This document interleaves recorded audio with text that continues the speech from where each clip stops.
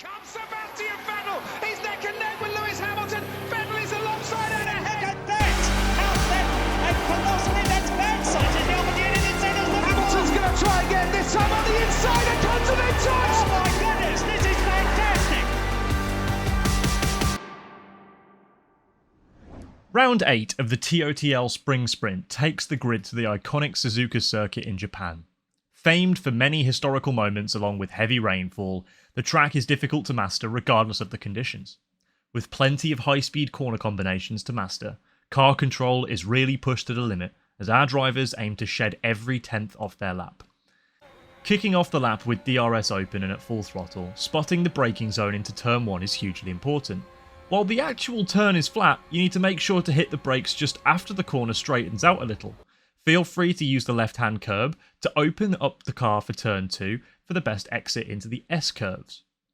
Avoid the curbs in turns 3 and 4.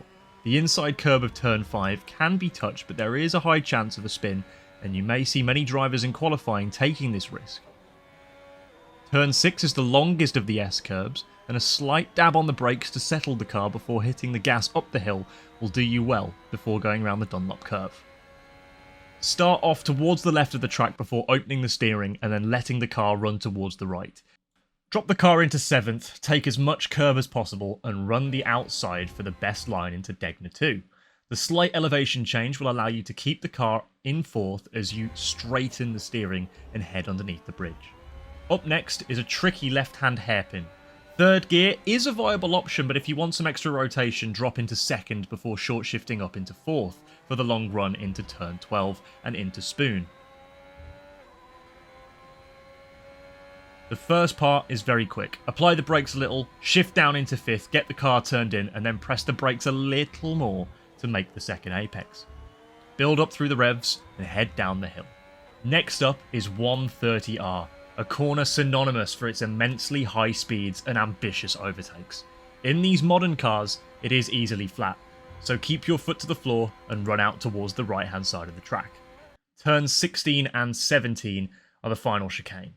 Hit the brakes, shift down to 3rd and use the inside curbs to shorten the track. 17's inside curb is slightly raised, so be careful when placing the front left onto it.